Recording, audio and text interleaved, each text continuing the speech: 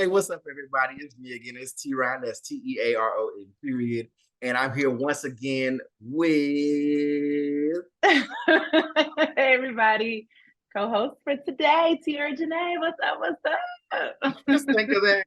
Or you've been I pondering. did. No, that just hit me off the cuff, off the dome. Look at that. You have to use that. So I love a rhyme. I will say I am enjoying the newest season of Young, Famous, and African. Yes. Let's get Which into from it. henceforth, because Tiara can't get the name right, from henceforth, we're going to just refer to it as YFA. You did not have to put me out like that. You did not have to do that, T. That was between me and you. What do you be calling it, Tiara? Young, Black, Famous, Young? Child, I call it Young Black Famous, Young Famous Black, Young African Black child. YFA. YFA. Tiara, if you would, go ahead and introduce what we're going to be reviewing here today. Let's not waste any more time. Let's get into it. Season 2 of YFA. And we're going to start with just the first 3 episodes this time. And we'll pick up the others later. But go ahead and introduce it. And let's get into it. I'm excited. I'm underdressed for the occasion. I feel like anytime I watch this show, I'm like, my closet ain't shit. My closet sucks. Baby. That's how I feel. Baby. Listen, Young Famous. Yes, Young Famous. YFA. YFA. Yo, I'm gonna get it. So I'm gonna give you the Netflix description and then I will give you the Tiara description. All right. Okay. So Netflix says, it calls it, this reality series follows a crew of famed affluent stars as they work, play, flirt, and feud in Johannesburg, South Africa. So yes, as T mentioned, this is season 2 of YFA. And what I like to think of it as is like Real Housewives meets Africa meets almost said Bad Girls Club. No, not that far. But more like a Real Housewives with male castmates meets Africa. That's how I see that. Would you agree, T? Yeah. And there's a little love and hip hopness in there too. Yes. Yes. More than a tinge. Yeah. Here's with season 1. With season 1, I was excited because I was like, oh, this is something different, right? For Black and African audiences. This is something different. It's showcasing a different light on a continent that you don't normally see. Let me say this. I did not like how it was shot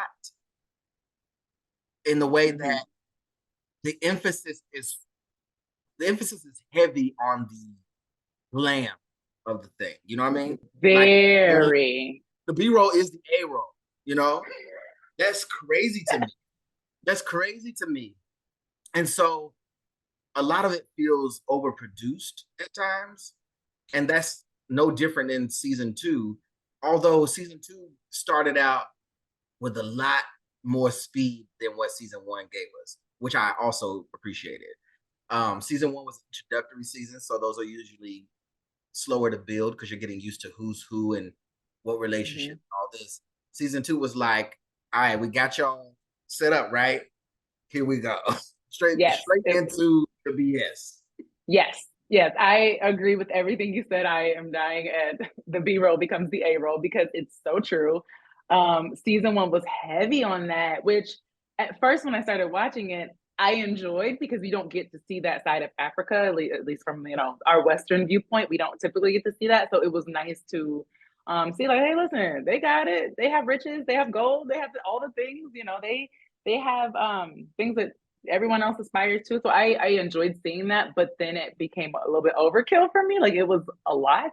I think that continued in season 2. But I feel like I knew to expect it in season 2. So it wasn't as jarring as it was in season 1. Yeah. Because it's so odd to me. Because you're thinking reality show, right? And when the scenes, when the transitions and the scenes are just like overly thought out, it makes it less reality show and more like, here's here's the call sheet for today. You know? Yeah. So like we started out in this first episode of season 2, and allegedly Diamond Platnumz was having a party. Yo, Chibu. Man like naked. Diamond called me. He's trying to get the team together for a house party. Wait, a party for like everyone, so the group's coming back together? Come on, allegedly. Allegedly. Yeah, I was like, yo, this is the stupidest reason for everybody to get together. What what I think is not shown or detailed enough is that this is a show that showcases different African talents from the continent, right? Yeah. So these are different people from different countries, right? And to get a call, hi, yeah, I'm having a party. It's like me saying, hey, Tiera, I live in Mexico. I'm having a party tomorrow. You coming? And then cut to a scene of me sitting in a random like limo. Yes, I'm on my way. I'm gonna come to the party. I'll be there. I don't like that because I agree. I think they missed the opportunity with this being presented to a larger audience, right? I think they missed the opportunity of saying, hey, Annie's in Nigeria, Zari's from I think they missed a chance to really show that. That could be easily solved with instead of transitions where we get someone driving a fancy sports car, or there was an episode where like we got a close up of someone putting on their ring. We didn't need it. You can substitute that just to get this point across that we're talking about a continent of countries. With a graphic of like a map, right? And then a little airplane. A little airplane, something like that. Because it's as silly as it sounds, it's enough to get the point across that these people are collectively from different places and traveling to meet each other. Episode 1 started. Kanye said she's living in Dubai. She's from South Africa. I know. She's in Dubai, so she's coming. You mean to tell me she's coming from Dubai to come to Diamond Platnumz's party when Diamond Platnumz is from Tanzania?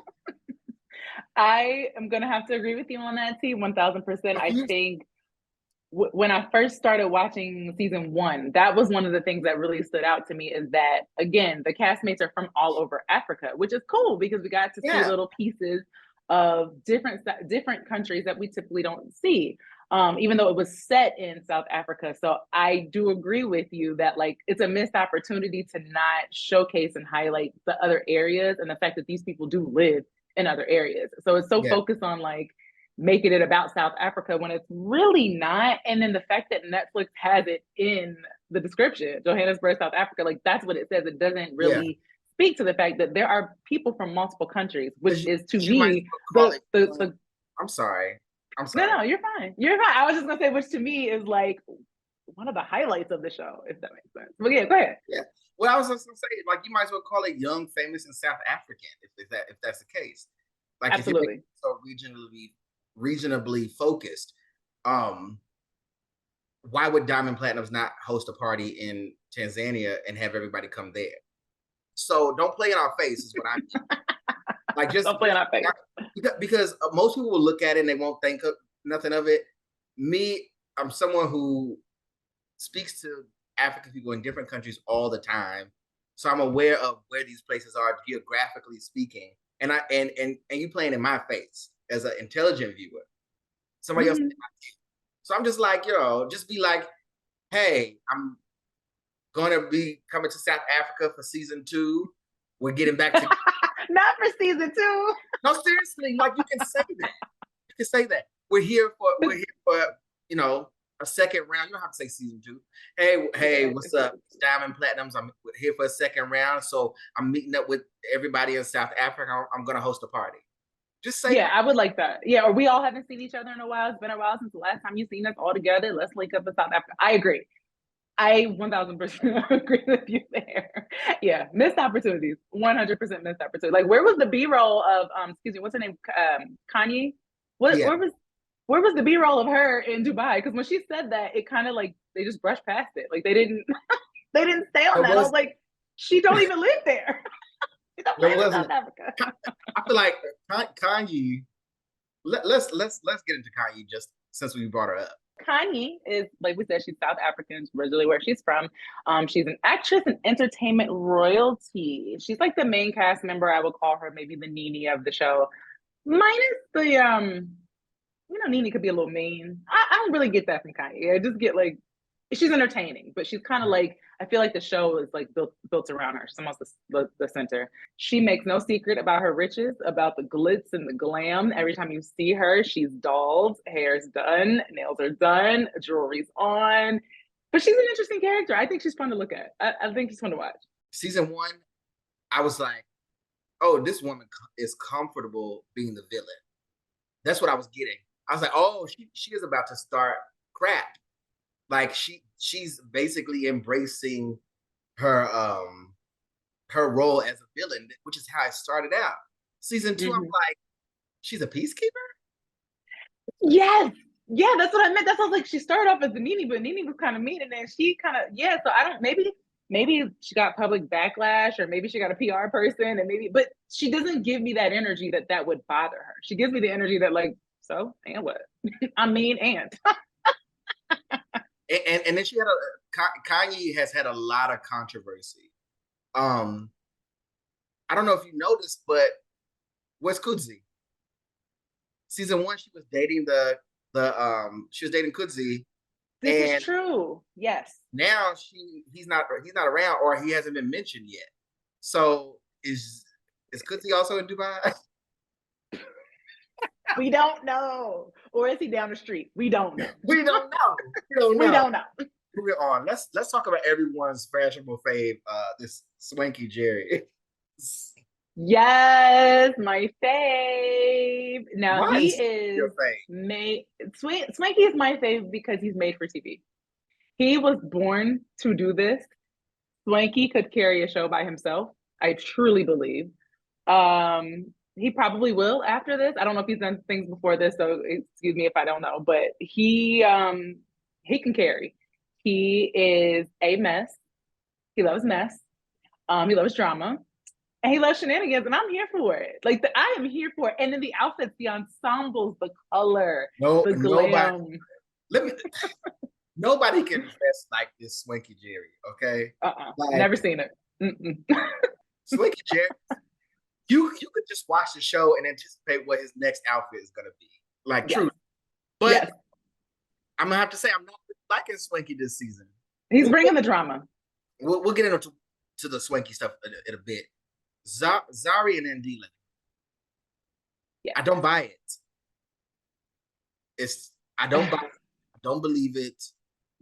Stop it. Your take.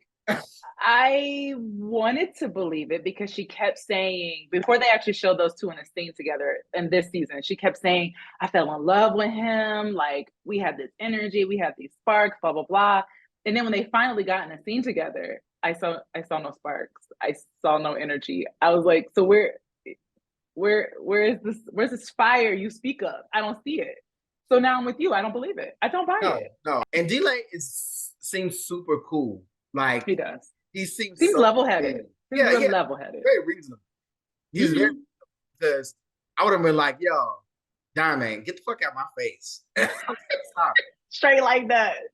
So Diamond has an issue, or they're carrying over the issue from season 1, where season 1 ended with Ndile telling Diamond that he and Zari have been talking. Zari, of course, keep up. Zari, of course, is Diamond's baby mama ×2. Okay? Diamond lives in Tanzania, how do you say it? Zari lives in South Africa with 2 of his kids and then her other kids. And Ndile lives in South Africa as well. And what is his relationship to Diamond? That's the part you missed. I think Diamond's relationship to Andile is just industry, right? It's just work. They keep putting it like they're friends, but it's probably just industry. But they keep saying like, "Oh, my friend, that's my homeboy." But it seems industry. This is why I said there needs to be an emphasis on showing that these people live in different places in different countries, because it lets you understand that while there is bro code, right? And D-Lay wouldn't be breaking that by getting to know Zari better. And then it's Zari's choice to communicate with Diamond, you know, who she's bringing around her kids. Again, they're pushing it as like, and D-Lay was like stepping over lines or breaking bro code.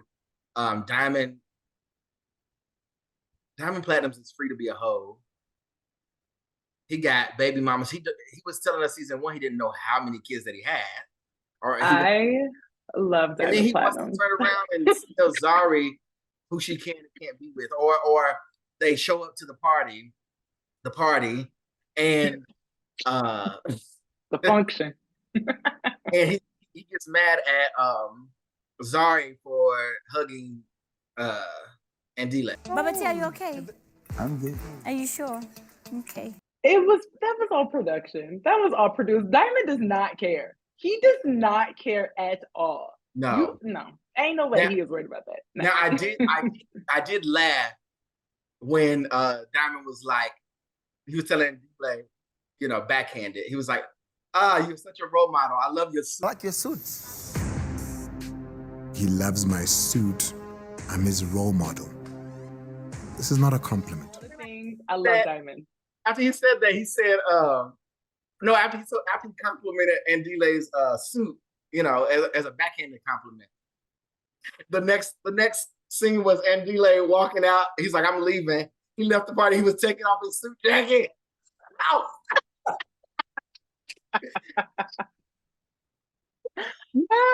Okay. We as African Americans, we do this thing where we can name a clothing article in a greeting, but it's truly a diss or a joke. So let's say you had on like a red bow, right? And then when you came in the room, I was like, okay, I see you. Hey, red bow. Hey, red bow. All right, there, red bow. Now, there's different ways depending on your tone if red bow is an actual compliment or not. Yes, and if enough Black people say, okay, red bow, you're going to want to take that red bow off. And this was hilarious to me because this is what Diamond did to Andile with his suit jacket. He was like, I like your jacket. 100%. It's nice. 100%. Diamond doesn't care. I think that's what made it more funny is like, he doesn't care for real. He's just here for shenanigans. He probably was drunk, mood, and just want to have a good time. The producer was like, listen, you're supposed to be fake mad at him. He's like, all right, I'm mad. All right, let me clown. And like, let's do it. Let's clown. Like, let's be fake mad. Like, he's not worried about that. I love me some Diamond. He's my second fave. Diamond is so problematic. Almost said I love problematic. Ooh, Freudian slip. I love Diamond. I'm not gonna lie to you. I light up when he comes on my screen. I'm not gonna lie. It's very much. It seems like it's for TV because it's for TV. Because as soon as like New Girl comes, Diamond wasn't even thinking about Zari. So what? Body compliment the dress. I don't know if the dress compliment the body or body, but ooh, you see, look, she's hot. Fantana.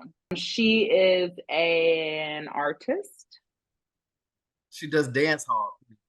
I never heard of it. Yes, I hadn't either.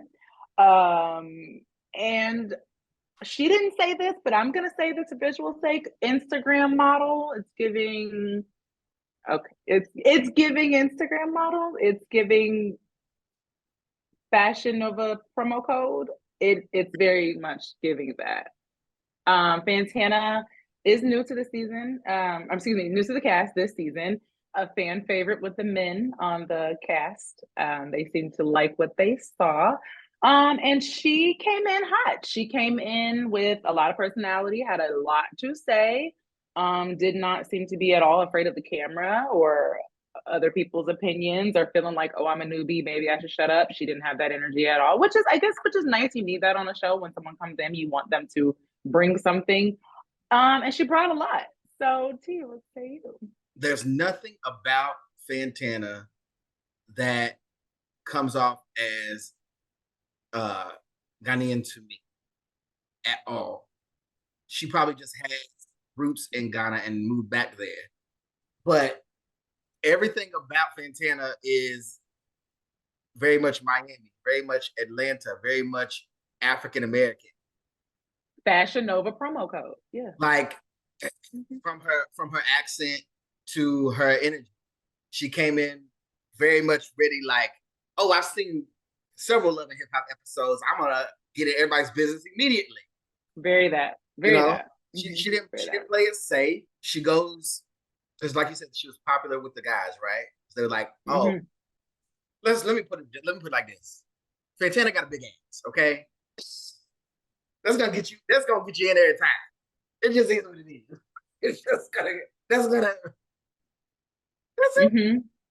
So Diamond was like, sorry who? when Fantana came, Diamond's like, hey, bruh. As expected. I mean, we expect that. Yeah, of course. Of course. To the point that they go and they're supposed to be having a studio session. Musically, it was like, oh, well, we both do music, so we must work together. Fantana seems like she's willing to do what's best for the show straight away. She's going to. Yeah. There's not going to be many scenes or many things that she's like, I ain't doing that. Not at all. Not at all. She's going to give Love and Hip Hop. She is going to give everything she needs to give to remain on the cast and be a part of season 3. So Annie is a Nigerian model, presenter, and actress. She is the wife of Tubaba, who is a Nigerian artist who's quite popular, very, very popular. It says here that they wed in 2012, which I guess I didn't realize they had been married that long, but she is, I don't know. I don't want to say she's the oldest cast member, but she seems to be one of the most seasoned entertainers on the cast. I'll say that.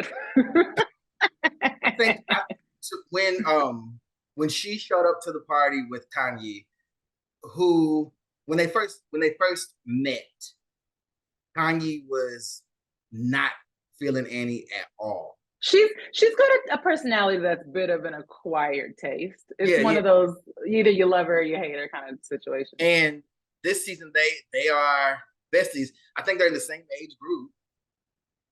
Probably. And when they showed up to the party, Diamond's party, in episode 1, I was like, okay, rich auntie vibes. Both of them were giving me very much rich auntie vibes. Mm-hmm.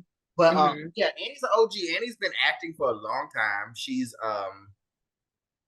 Nollywood, and her relationship with Tubaba,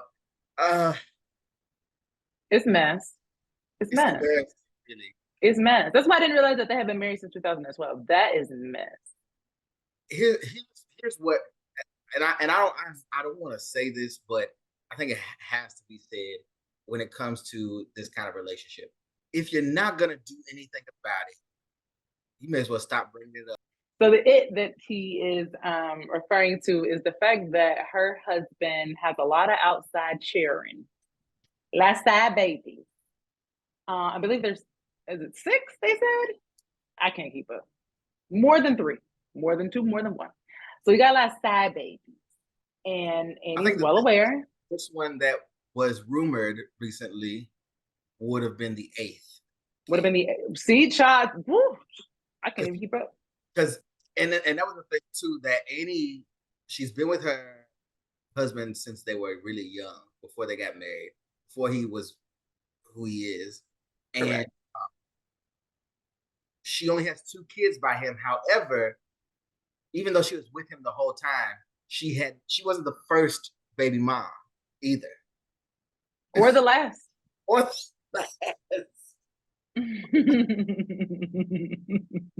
And I think season 1, I think Annie's storyline was the most authentic. I think Annie saw the platform as an opportunity to share her story, and she was giving it to us. Like, I don't think you get anything fake with her. I don't.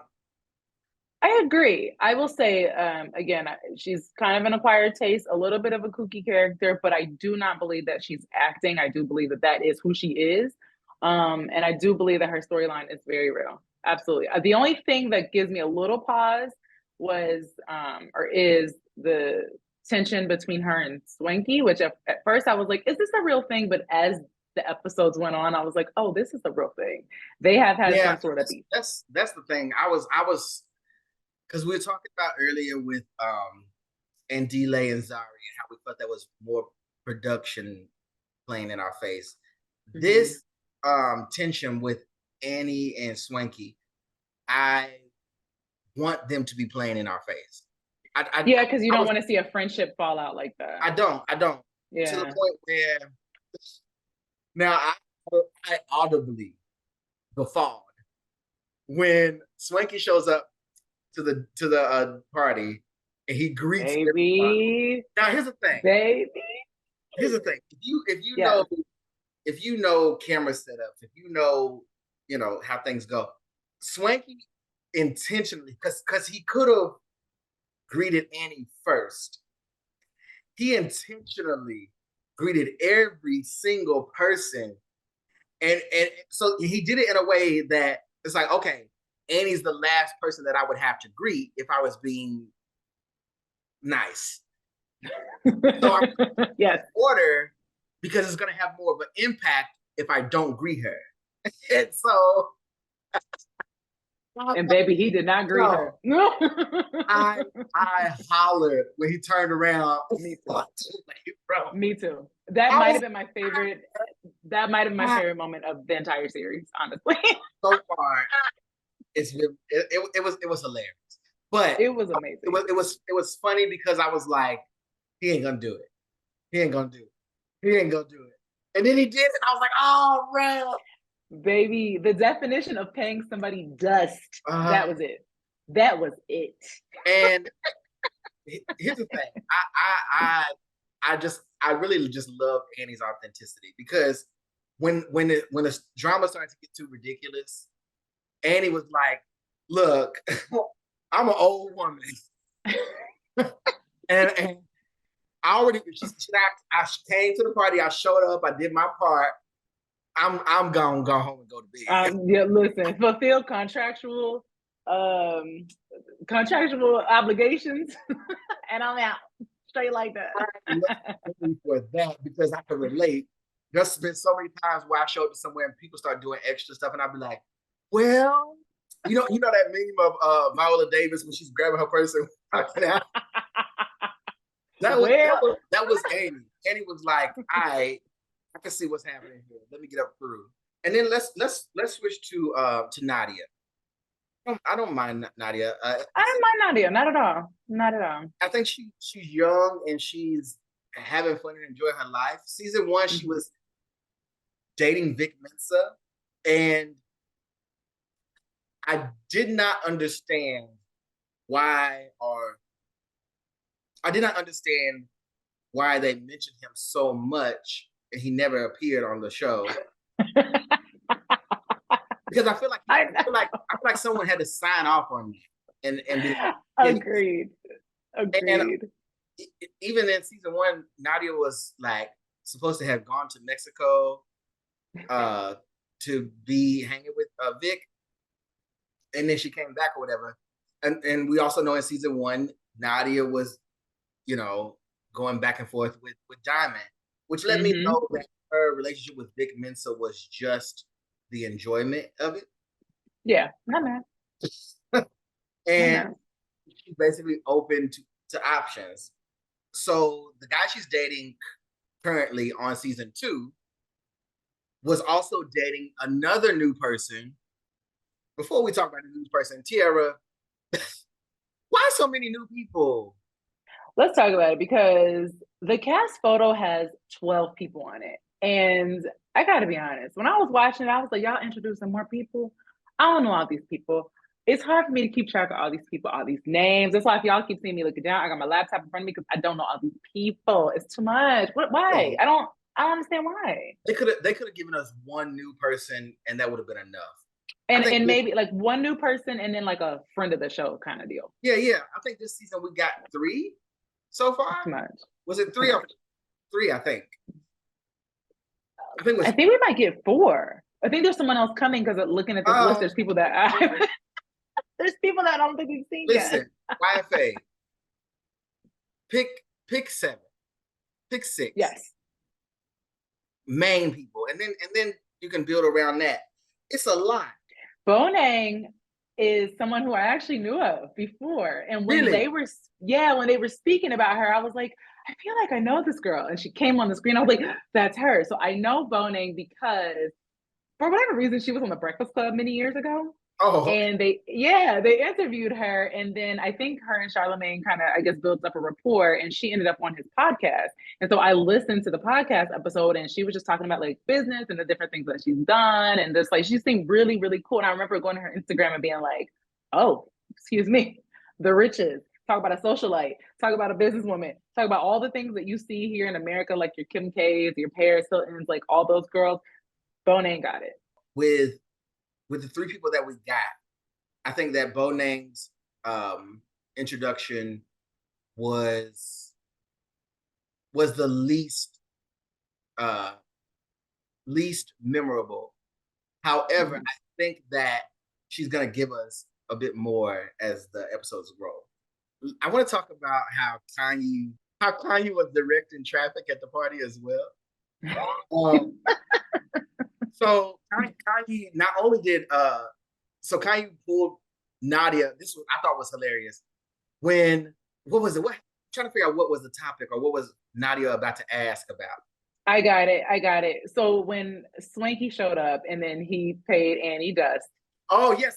She was gonna ask like, what's going on? Yeah. And Kanye was like, yo, no. So she pulled Nadia aside and was like, we're not doing that right now. We're not going to leave it alone. Maybe she does need to stay in Dubai because I ain't being rude at all this season. No. She pulled her aside and was like, no, you wasn't going to do that. It was very much like when your mama put your hand over your mouth. Don't say nothing. It was very... So that was one time where she was just like keeping the peace. And then the second one was when Swanky introduced Bonang, right? Mm-hmm.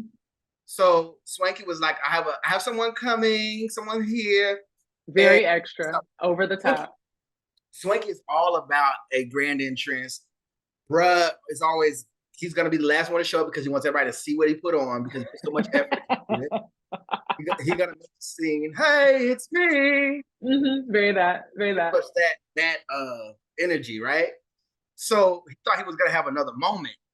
And he didn't get the moment that he thought he was going to get. He didn't. And what's funny is they were low-key being shady, though, because Bonang is that girl. Like, she's that girl. She is the person that like people would be excited about her coming into the room. But I guess maybe for the cast, they were like, we famous. We not about to get up for her. And so it was like, okay, y'all are slick being shady, but he's also being extra. And then Bonang, not knowing any of this is going on, she's just like, all right, I'm here. She's like, what's going on? Bonang was a pawn. Yes. They used her as a pawn because she showed up and Swanky was using her to be shady. Like, oh, I'm inviting my fabulous friend to the group. So that was a shady thing. And she just, I was like, poor girl. If you're like a new viewer to this and you're just starting with season 2 and you feel like it was whiplash, child, I feel like it was whiplash too. It was a lot. Yeah. It was a lot happening. So much happening. Okay. Let's go Your back. face is so serious. You're so serious. Well, because like there's so many people. There's such a big cast. Let's talk about Louis. Let's talk about Louis. Let's talk about it. Tiera likes tall, dark, and handsome. You ain't got to tell everyone my business. Okay. Don't tell my business. I'm short, light, and ugly. Shut up. Please shut up. You ain't got to tell everybody my business. But also, DMs are open. Just kidding. Anyway, carry on. Listen, they said you got to manifest. So, speaking of people that you would know, Louis, I was like, this dude is familiar, right? Really? And that's because Louis is looking for his come up. So Kanye invited Louis to come to the event. Louis has a connection with some people because he's like I don't know if he's necessarily a fashion designer, but he has like some fashion line. I don't really know what he does. Well, according to my notes here, apparently he was on Big Brother Africa. He was on. Did you know that? Brother. So this is not his first trip into television or reality, but he's probably gonna be the hungriest person of the cast because he's like, look, I'll be at the gym all the time, doing all these fucking outfits and stuff, just so I can get. So in delay can come and ruin my moment. It was something that stood out to me because you could tell that he's probably one of the younger guys on the show, and that he's like, oh, I'm going to make sure that people know me from this. And then we end on episode 3 with Louis going around telling everyone that he knows Bonan and that he once was going to like book Bonan for a gig in Namibia, and that she showed up and her accommodations weren't right and that she left. A queen. Which I don't, it is what it is. I got my stuff ready, I'm out. And apparently Bonan doesn't recall this. I don't know who this Louis is, but I remember every time I go to Namibia because it's just such a distinct quality time when I'm there. So I didn't know about the Big Brother Africa thing until I just Googled it. I did not know that. So watching the show without that context, like when I saw him, heart eye emojis, as he started talking, I was like, please shut up forever. Please don't speak anymore. He got on my final nerve because of everything he was saying. It was very clear that like, okay, you're here for fame. You want to be known. These people were already on season 1, so we know them. You're coming in like, ooh, pick me, know me. It was very annoying.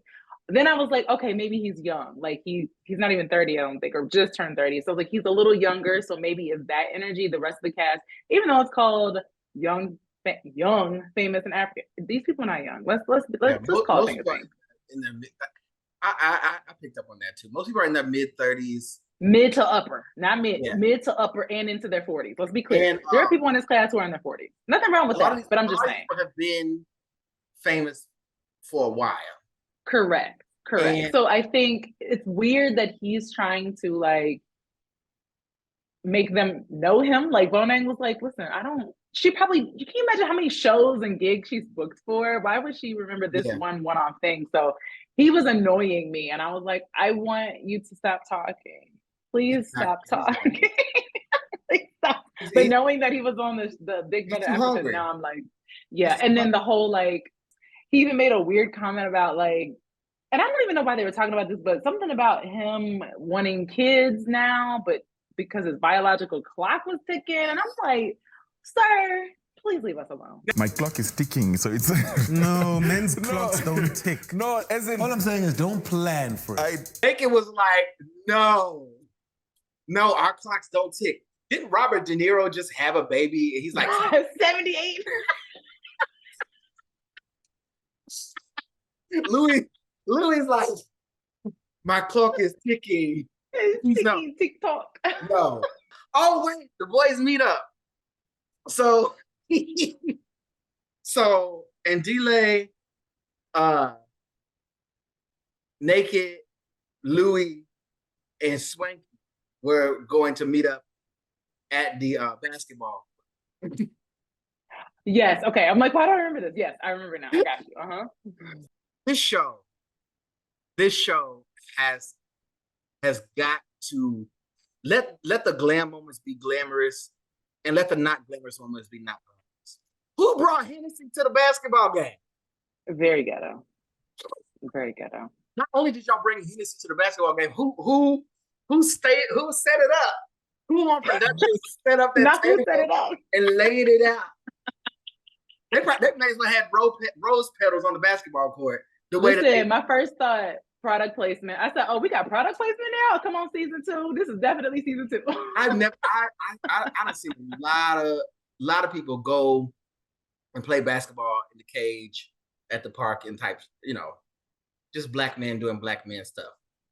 And I never see nobody bring Hennessy to the game. And drinking out of a glass. They had glasses. Because they are so rich. They are so well off that they would never have a plastic cup at a basketball.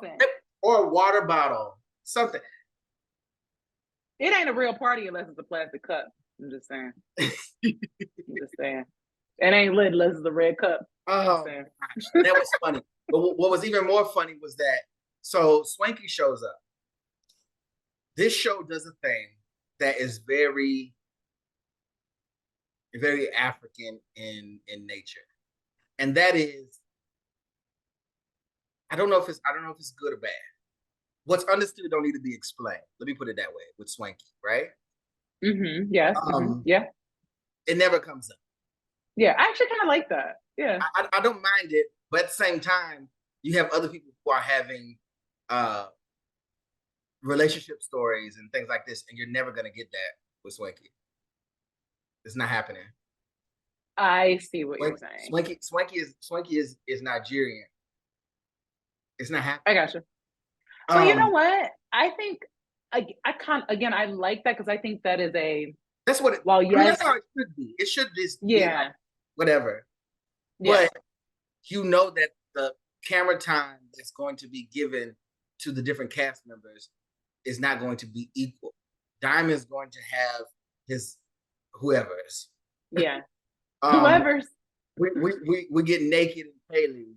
We get Kanye and Kudzi in season 1. We get Annie and her husband and all that drama. We get a lot of relationship stories where Swanky is set up to be the ongoing friend. Yes. I hadn't thought of that, but I think you're absolutely correct on that. Yeah. But I also feel like that speaks to Swanky's star power and his the energy that he brings, because he doesn't need a counterpart to make himself interesting. He is, as far as I'm concerned, he's making these other people interesting by stirring the pot and being messy and just being fun and fabulous and outlandish. I think he is bigger than what that storyline could be. Yeah, and I think that that's dope. It's just one of those sub things that come up, but it's never going to see it here. So no, great. That's a great point. I hadn't thought of that. But that being said, so Swanky shows up to the basketball game. Guess when he showed up? Last. He showed up late. last. Just Swanky, I guarantee you, Swanky is that friend that you call and say, "Hey, we're meeting up at 12 o'clock." Swanky's in the mirror still getting ready at 12:30. 100%. What? Yes. Absolutely. He shows up, and the most sporty thing that Swanky had on was a pair of Jordans. I love Swanky. I just love Swanky. More of Swanky, please. Give me more of him. With these first 3 episodes, I will say I was much more locked in than I was season 1. And I can't wait for the next couple of episodes and really get into what was your overall thoughts of just these first couple of episodes, season 2 starting? What I think, season 2, I don't know, T. I know you're locked in. I can't say I'm locked in. I'm not as excited as I was about season 1. I told everybody about season 1 when I started watching. I was like, oh my God, this new show, I'm so excited. It's African and they show all these different places and people and it's just, season 2 is just not doing it for me. I don't know if it's because it's lost the luster. Part of me feels like kind of like what we were speaking about before is missed opportunity to show different places other than just Johannesburg. And it's just a lot of mess. And I don't know. I would like to see something else more than mess. And that's just not a critique of this particular show, just in general. But like this feeds into that. Like, let's do something more than mess. So right now, I'm still gonna tune in. I still got my Netflix. I'm still gonna watch. I'm still gonna review this with y'all and for y'all. So right now, my rating, I'm gonna have to give it to Kevin Hart right now. Yes. Hey, Kevin Hart. Hey, dos. Okay. Yeah. Okay. Yeah. It's fair. I'll agree with you. I do think the show misses, like I said, when we first started talking about it, the show misses the opportunity of putting emphasis on these different people from these different countries coming together as a collective, right? The show could be a lot more Pan-African in its presentation than it is. Mm-hmm. Another thing is that less is more. Give us more story and less people. Less people, please. Not people, but my initial rating, Tiara, I'm gonna have to give it a Jennifer Lewis. Okay, that's fair. That is absolutely fair. That is fair.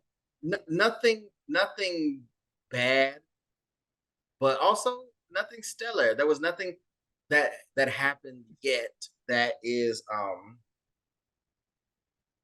must-watch TV. Yeah. We'll see how if it improves and how things unravel as we continue on. So I was gonna ask. Yes. As we wrap up here, what was your favorite moment of the first 3 episodes and least favorite moment of the first 3 episodes? Oh, baby, I already told you my favorite moment when Swanky came in and paid Annie dust. That was amazing. That was I loved every minute of it. I loved it. What's your least favorite moment of this?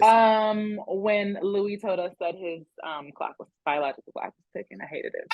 Never hated it. Never want to see it again.